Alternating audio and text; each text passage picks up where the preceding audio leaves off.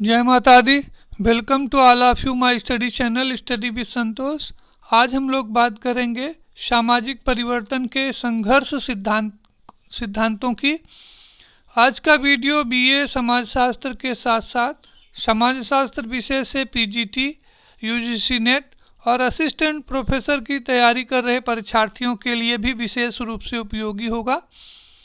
आज के इस टॉपिक पर चर्चा करने से पहले हम चाहेंगे कि आप अपने साथ एक कॉपी और एक पेन भी रख लें, जिससे जो भी ज़रूरी जानकारी आपको मिले उसे साथ साथ नोट करते चलें। तो आइए हम लोग शुरू करते हैं और जानने का प्रयास करते हैं कि सामाजिक परिवर्तन के संघर्ष सिद्धांत क्या हैं और उनकी क्या मान्यताएं हैं। जैसा कि हम सब जानते हैं, संघर्ष समाज का केंद्रीय विषय है। अस्तित्व के लिए संघर्ष एवं योग्यतम की उत्तरजीविता संघर्ष सिद्धांत का मुख्य आधार है। यानी जो संघर्षवादी विचारक हैं उनका ये मानना है कि प्रत्येक जीव जंतु वनस्पति का अपने अस्तित्व को बचाए रखने के लिए संघर्ष करना पड़ता है, और इस संघर्ष में जो योग्य व्यक्ति होते हैं, जो योग्यतम व्यक्ति होते हैं, उन्हीं व्यक्तियों का जीवन होता है। शेष व्यक्तियों का जो है वो जीवन समाप्त हो जाता है, या कह लीजिए कि उनका जीवन नष्ट हो जाता है, उनकी मृत्यु हो जाती है।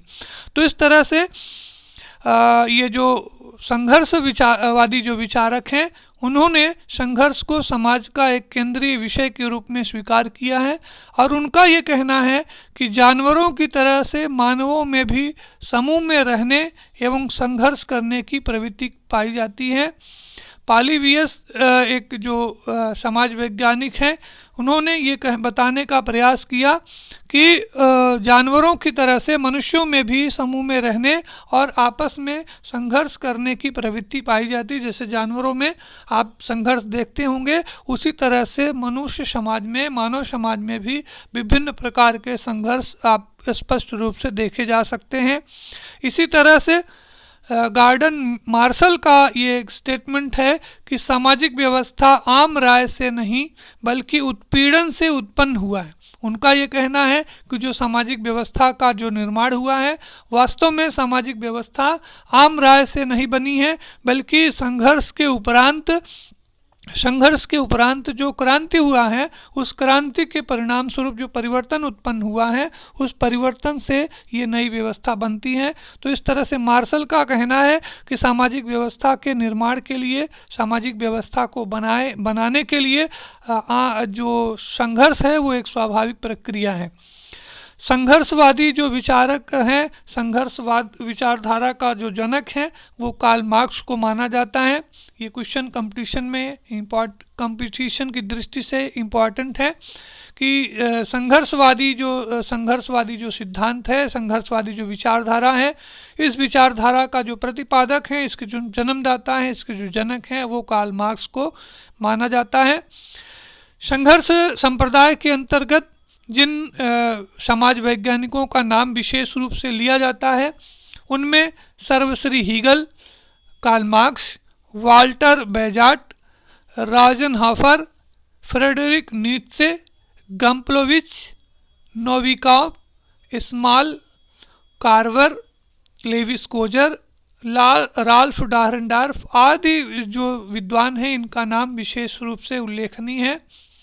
आज के इस वीडियो में हम सिर्फ 5 समाज वैज्ञानिकों की चर्चा करेंगे: हीगल, मार्क्स, वाल्टर बैजाट, राजनहॉफर और फ्रेडरिक नीत्शे के सामाजिक विचारों का या संघर्ष संबंधी विचारों का अध्ययन किया जाएगा। इसके बाद के जो सामाजिक विचारक हैं, इनके विचारों का अध्ययन अगले वीडियो में किया जाएगा। इसलिए आप इस वीडियो को लाइक करें और साथ में जो बेल वाला आइकन है इसको ज़रूर दबाएं, जिससे जो हमारा अगला वीडियो है वो आप तक पहुंच जाए, आपको मिल सके। तो आइए हम लोग प्रारंभ करते हैं। सबसे पहले हीगल के विचारों को जानते हैं कि हीगल ने संघर्ष के बारे में क्या विचार दिया है। हीगल का विचार है कि हीगल का मानना है कि विचार जो है, आइडिया जो है, वो वास्तविक जगत का निर्माता है, और ये जो संसार है वो द्वंद्ववाद पर आधारित है। यानी हीगल का ये कहना है कि संपूर्ण ब्रह्मांड जो है वो द्वंद्वात्मक प्रक्रिया पर आधारित है। इसमें द्वंद्व हो रहा है, इसमें संघर्ष हो रहा है, और इस संघर्ष को उन्होंने वाद, प्रतिवाद और समन्वय के रूप में स्थापित किया है। उन्होंने कहा कि वाद का मतलब एक विचारधारा है जो चल रही होती है, उस विचारधारा के विपरीत संघर्ष होता है, यानी उसका प्रतिवाद होता है, और उस प्रतिवाद के परिणाम स्वरूप, वाद और प्रतिवाद के संघर्ष के परिणाम स्वरूप एक नई स्थिति उत्पन्न होती है जिसको उन्होंने समन्वय कहा है। और इस समन्वय के कारण ही विभिन्न प्रकार के सामाजिक परिवर्तन उत्पन्न होते हैं। हीगल का कहना है कि जो सामाजिक परिवर्तन है वो वास्तव में वाद और प्रतिवाद के परिणाम स्वरूप जो उत्पन्न समन्वय है उसी का एक रूप है। उन्होंने संघर्ष को एक निरंतर चलने वाली प्रक्रिया के रूप में परिभाषित किया है। यानी उन्होंने ये बताया है कि समाज में ये जो वाद और प्रतिवाद है, यानी दो जो द्वंद्व है, ये द्वंद्व की जो प्रक्रिया है वो एक सार्वभौमिक प्रक्रिया है, और सामाजिक परिवर्तन का जो मुख्य कारण है वो वास्तव में वर्गों की द्वंद्वात्मक प्रकृति है। हीगल के विचार में जो सामाजिक परिवर्तन उत्पन्न होता है वो सामाजिक परिवर्तन वास्तव में वर्गों में जो द्वंद्वात्मक प्रकृति है, उस द्वंद्वात्मक प्रकृति के कारण ही विभिन्न प्रकार के सामाजिक परिवर्तन दिखाई पड़ते हैं, सामाजिक परिवर्तन उत्पन्न होते हैं। उन्होंने कहा कि जो बाह्य जगत है असत्य है, क्योंकि इसकी जो सत्ता है वो मानव मस्तिष्क से संभव हुई है। ये हीगल का विचार है, इसको आप नोट कर लें, ये कंपटीशन में पूछा जाता है। उन्होंने कहा है कि बाह्य जगत असत्य है क्योंकि इसकी सत्ता मानव मस्तिष्क से उत्पन्न हुई है, यानी जो संसार हमको आपको दिखाई पड़ रहा है वो असत्य है, क्योंकि असत्य इसलिए है कि वो मानव के द्वारा निर्मित है, मानव मस्तिष्क की उपज है, और मानव मस्तिष्क में वाद, प्रतिवाद और समन्वय की परिस्थितियाँ चलती रहती हैं। इस कारण से जो जगत आपको दिखाई पड़ रहा है वो स्थिर नहीं है, वो परिवर्तनशील है। इस कारण से उन्होंने जगत को, बाह्य संसार को उन्होंने असत्य के रूप में परिभाषित किया था या असत्य कहा था। अब हम लोग बात करते हैं संघर्ष संप्रदाय के जो जन्मदाता हैं कार्ल मार्क्स की। कार्ल मार्क्स के बारे में जैसा हम लोग जानते हैं कि वो एक जर्मन समाजशास्त्री थे, और इन्हें हम द्वंद्वात्मक भौतिकवाद के जन्मदाता के रूप में जानते हैं। उनकी दो विश्व प्रसिद्ध पुस्तकें हैं। हम समझते हैं कि समाजशास्त्र के अतिरिक्त राजनीति शास्त्र या सामाजिक चिंतन का अध्ययन करने वाला जो प्रत्येक व्यक्ति होगा वो मार्क्स से ज़रूर प्रभावित होगा, मार्क्स से परिचित होगा। और कार्ल मार्क्स ने दो विश्व प्रसिद्ध किताबें लिखी हैं, उसमें से एक है दास कैपिटल और दूसरा है कम्युनिस्ट मैनिफेस्टो। इन दोनों पुस्तकों में उन्होंने द्वंद्वात्मक भौतिकवाद की प्रक्रिया का विस्तार से उल्लेख किया है। अपनी इन पुस्तकों में मार्क्स ने अपने द्वंद्वात्मक भौतिकवाद संबंधी विचारों को स्पष्ट करते हुए बताया है।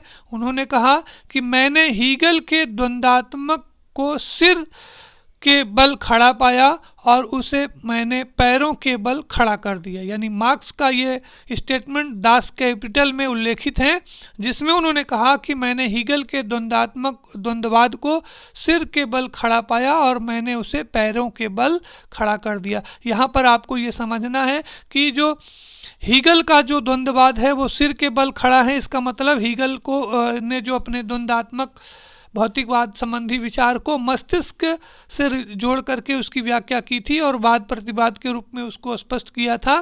और मार्क्स ने कहा कि हमने उसको पैर के बल यानी उसको भौतिकतावाद के बल पर परिभाषित किया है। तो हीगल का जो द्वंद्वात्मक सिद्धांत है वो मस्तिष्क पर आधारित है, यानी सिर पर आधारित है, और जो मार्क्स का जो द्वंद्वात्मक भौतिकवाद सिद्धांत है वो द्वंद्ववाद है, वो भौतिकवाद पर आधारित है।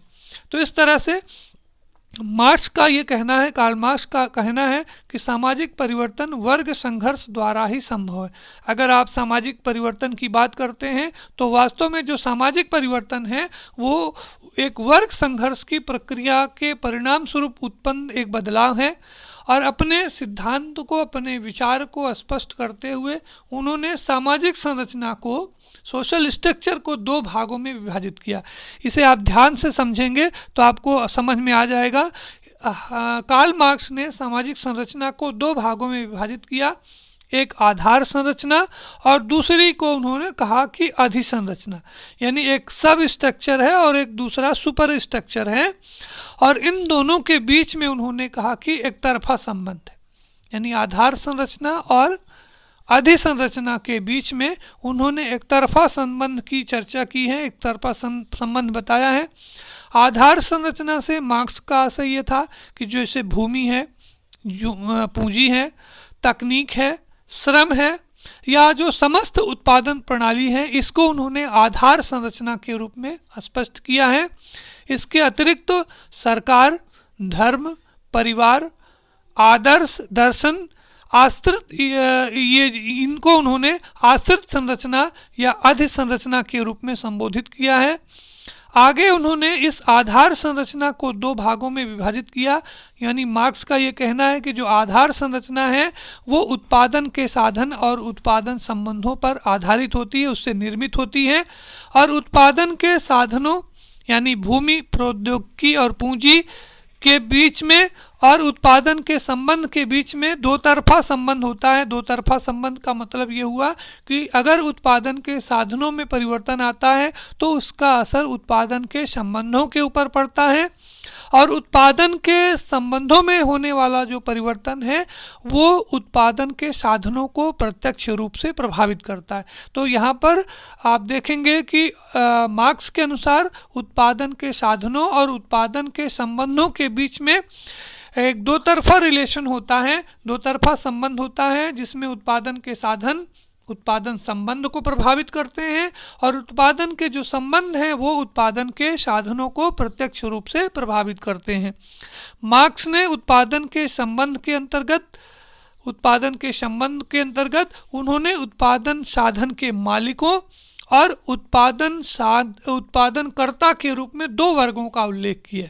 यानी जो उत्पादन संबंध है वो पूंजीपति या बुर्जुआ वर्ग के बीच में, और जो उत्पादनकर्ता यानी जो श्रमिक वर्ग है इसके बीच में वर्ग संघर्ष उत्पन्न होता है। यानी इन दोनों के बीच में जो संबंध है वो वर्ग संघर्ष पर आधारित होता है। जैसा कि आप जानते हैं कि उत्पादन के जो मालिक होते हैं, उत्पादन साधन के जो मालिक होते हैं, वो हर हाल में अपने आय को, अपने लाभ को अधिक करना चाहते हैं, यानी वो चाहते हैं कि उनका अधिक से अधिक लाभ हो।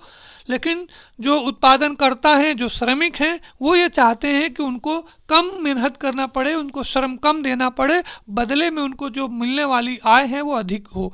तो इस तरह से जो दोनों के हितों में अंतर है, दोनों में के जो हित हैं परस्पर विरोधी हैं, इस कारण से इन दोनों वर्गों के बीच में वर्ग संघर्ष उत्पन्न होता है, और उस वर्ग संघर्ष के परिणाम स्वरूप ही समाज में विभिन्न प्रकार के परिवर्तन उत्पन्न होते हैं, दिखाई पड़ते हैं। इस संबंध में मार्क्स का मानना है कि उत्पादन प्रणाली ही समस्त सामाजिक व्यवस्था की आधारशिला होती है। अतः यदि उत्पादन प्रणाली में कोई परिवर्तन होता है तो उससे समाज का जो बाहरी हिस्सा है, जो आश्रित संरचना है, उसमें भी परिवर्तन आ जाता है, या उसमें भी स्वाभाविक रूप से परिवर्तन उत्पन्न होता है। मार्क्स के सिद्धांत को हम आर्थिक निर्धारणवाद के सिद्धांत के नाम से जानते हैं। यानी मार्क्स का ये जो सामाजिक परिवर्तन का जो संघर्षात्मक सिद्धांत है, इसको हम आर्थिक निर्धारणवाद के सिद्धांत के नाम से भी जानते हैं, क्योंकि इसमें मार्क्स ने आर्थिक परिस्थितियों को जो है वो सामाजिक परिवर्तन का एक प्रमुख कारक माना है। उनका ये कहना है कि अर्थव्यवस्था जो होती है वो एक स्वतंत्र कारक होता है, किंतु मनुष्य जो है वो अपनी सुख सुविधा और समस्याओं को सुलझाने के लिए हमेशा से ही प्रकृति पर हावी होता रहा है या होना चाहता रहा है, और इस कारण से स्वाभाविक रूप से प्रौद्योगिकी का विकास होता है, और जिसके परिणाम स्वरूप उत्पादन के साधनों में परिवर्तन आता है। यानी मनुष्य की जो आवश्यकताएं हैं वो प्रौद्योगिकी का विकास करती हैं, और प्रौद्योगिकी के विकास होने से उत्पादन के साधनों में परिवर्तन आता है, और जब उत्पादन के साधनों में परिवर्तन आता है तो समाज की जो उत्पादन आश्रित संरचना है, जो उत्पादन संबंध है, उसमें भी स्वाभाविक रूप से परिवर्तन उत्पन्न होने लगता है या परिवर्तन दिखाई पड़ने लगता है। मार्क्स का ये कहना है कि समाज के ऐतिहासिक विकास के क्रम में यानी ये जो उत्पादन साधन है और जो उत्पादन के जो संबंध हैं, इनके बीच में जो रिलेशन है, इनके बीच में एक ऐसा भी चरण आता है, एक ऐसा भी समय आता है जब उत्पादन संबंध उत्पादन के साधनों के विकास को अवरुद्ध करने लगते हैं, उसमें बाधा उत्पन्न करने लगते हैं, जिसके कारण ही समाज में वर्ग संघर्ष होता है और मानव समाज एक स्तर से दूसरे ऐतिहासिक स्तर में प्रवेश करता है। और जब तक समाज में वर्ग संघर्ष या वर्ग विभाजन है, इस तरह का सिलसिला, इस तरह का परिवर्तन, एक स्तर से दूसरे स्तर में जाने की जो प्रक्रिया है वो चलती रहेगी, ऐसा मार्क्स का कहना है, ऐसा मार्क्स का विचार है कि जो समाज का जो ऐतिहासिक विकास क्रम है वो वर्ग संघर्ष से होता है। और जब तक समाज में वर्ग संघर्ष होगा, वर्ग रहेंगे, तब तक वर्ग संघर्ष होगा और समाज जो है वो एक स्तर से दूसरे स्तर से में प्रवेश करता जाएगा। इस बारे में मार्क्स का विचार है कि अभी तक का जो इतिहास है वो वर्ग संघर्ष का इतिहास है। उन्होंने मानव समाज के विकास के ऐतिहासिक युग को 5 भागों में विभाजित किया और इन 5 भागों में उन्होंने बताया कि प्रत्येक भाग में 2 अलग अलग वर्ग रहे, यानी प्रत्येक युग में 2 अलग अलग वर्ग रहे और इन दोनों वर्गों के बीच में वर्ग संघर्ष हुआ और उस वर्ग संघर्ष के परिणाम स्वरूप एक नया युग उत्पन्न हुआ और फिर उस युग में भी 2 वर्ग बने और उनके बीच में भी वर्ग संघर्ष हुआ और फिर एक नया युग हुआ। तो इस तरह से जो मानव के समाज का जो विकास है वो प्राचीन साम्यवादी युग से दास युग में, दास युग से सामंतवादी युग में, सामंतवादी युग से पूंजीवादी युग में और पूंजीवादी युग में से फिर वो साम्यवादी युग में प्रवेश करता है। तो इस तरह से उन्होंने मानव विकास के सामाजिक विकास को इन 5 ऐतिहासिक युगों में स्पष्ट किया है। यहाँ पर आपको ये ध्यान रखना जरूरी है कि मार्क्स ने एक स्टेटमेंट दिया है, बड़ा प्रसिद्ध कथन है उनका कि दुनिया के मजदूरों, तुम्हें खोने के लिए जंजीर के सिवा कुछ नहीं है। ये स्टेटमेंट मार्क्स का है जिसमें उन्होंने कहा था कि दुनिया के मजदूरों एक हो जाओ और क्योंकि तुम्हारे पास खोने के लिए जंजीर के सिवा कुछ नहीं है। तो ये पॉइंट आप नोट कर लें। इसके साथ ही मार्क्स ने कहा है कि अपने आप में वर्ग, वर्ग के लिए वर्ग है। ये भी स्टेटमेंट कंपटीशन में अक्सर पूछा जाता है जिसमें ये कहा जाता है कि अपने आप में वर्ग, वर्ग के लिए संघर्ष। ये कथन किसका है? तो ये कथन कार्ल मार्क्स से रिलेटेड है, तो इसको आप भी नोट कर लें। इसके बाद हम लोग चर्चा करते हैं वाल्टर बेजार्ट के संघर्ष संबंधी विचारों की। तो वाल्टर बेजार्ट का मानना है कि संघर्ष व्यक्तियों के बीच में नहीं बल्कि समूहों के बीच में होता है और अपने इस सिद्धांत को, अपने इस विचार को उल्लेख करते हुए वाल्टर बेजार्ट ने टार्ड के अनुकरण सिद्धांत का अध्ययन किया है, उसका अवलोकन किया है और उसी के आधार पर उन्होंने अपना ये सिद्धांत प्रस्तुत करते हुए बताया कि संघर्ष से समूह के अंदर एकता और सहयोग की भावना का विकास होता है। जैसा सामान्यतया लोग ये मानते हैं कि संघर्ष जो है वो समाज के लिए अनुपयोगी है, लेकिन इसके विपरीत जो वाल्टर बेजार्ट हैं उनका ये मानना है कि संघर्ष से समूह के अंदर एकता और संघर्ष की भावना का विकास होता है। और इसके आधार पर उन्होंने बताया कि अगर समाज के अंदर, समूह के अंदर एकता की भावना तीव्र होगी तो उसका जो परिणाम ये होगा कि संघर्ष से व्यक्ति विजय प्राप्त करने की जो संभावना होगी उसकी अधिकता होगी।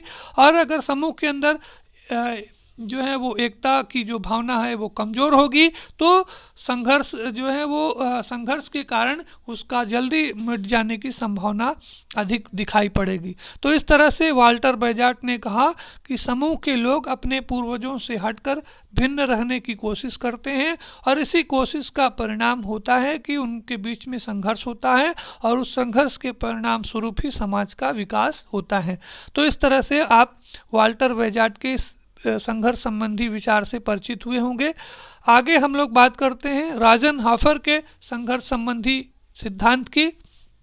गुस्ताव राजनहाफर एक ऑस्ट्रियन समाज वैज्ञानिक हैं और उन्होंने अपने संघर्ष संबंधी विचार को सामाजिक गत्यात्मकता के आधार पर परिभाषित किया है, सामाजिक गत्यात्मकता के आधार पर स्पष्ट किया है।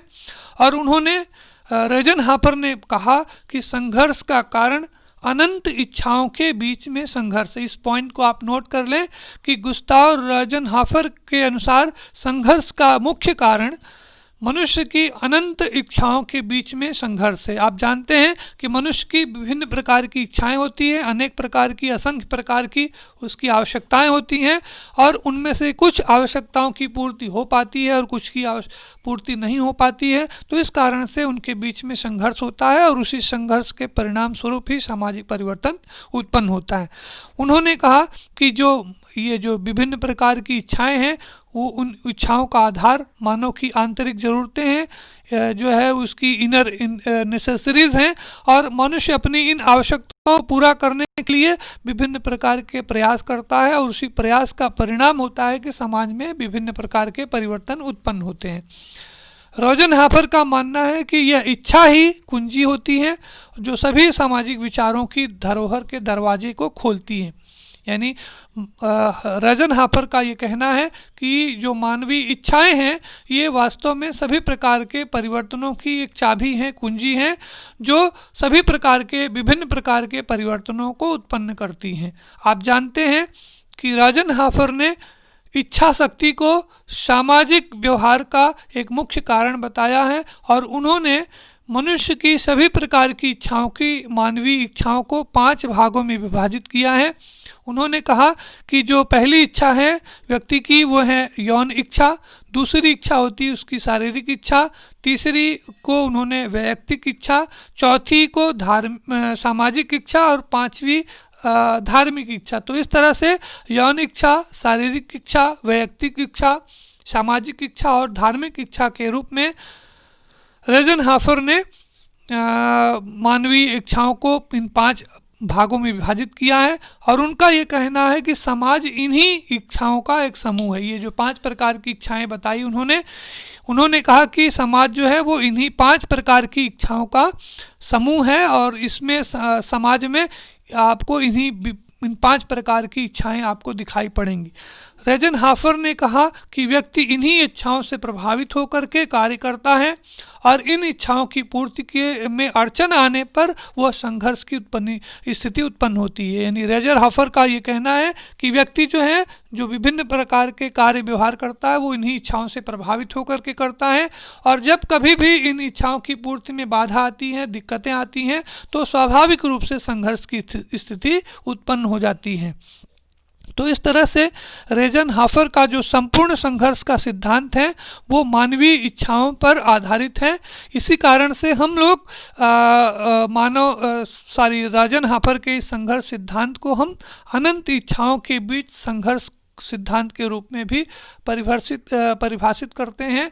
उनका ये कहना है कि इच्छाएं मानव की वैसी जैविक भावनाएं हैं, ज़रूरतें हैं, जिनकी पूर्ति के बिना मानव जीवित नहीं रह सकता। ये सच है, क्योंकि मनुष्य जो है उसकी जो विभिन्न प्रकार की आवश्यकताएं हैं, इच्छाएं हैं, जब तक उन इच्छाओं और आवश्यकताओं की पूर्ति नहीं होगी तब तक वास्तव में उसका अस्तित्व संभव नहीं होगा।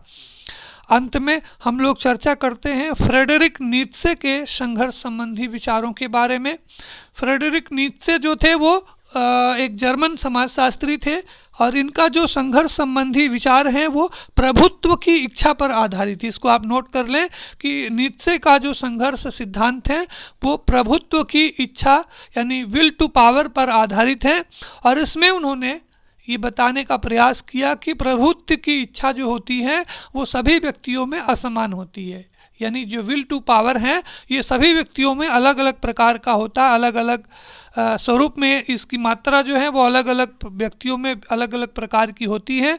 और उन्होंने ये बताया कि कम प्रभुत्व की इच्छा वाले जो व्यक्ति होते हैं वो शासित वर्ग होते हैं, वो बहुसंख्यक वर्ग के अंतर्गत आते हैं। यानी समाज का जो बहुसंख्यक वर्ग है, जो शासित वर्ग है, उसको उन्होंने कम प्रभुत्व की इच्छा वाला व्यक्ति या कम प्रभुत्व की इच्छा वाला समूह बताया है। जबकि जो तीव्र इच्छा रखने वाले जो व्यक्तियों का जो समूह होता है उसको उन्होंने शासक वर्ग कहा है। जबकि ये वर्ग जो होता है वो अल्पसंख्यक होता है, इनकी संख्या कम होती है, लेकिन अपने तीव्र प्रभुत्व की इच्छा के कारण ही ये शासक वर्ग के रूप में शासक वर्ग के रूप में स्थापित होते हैं।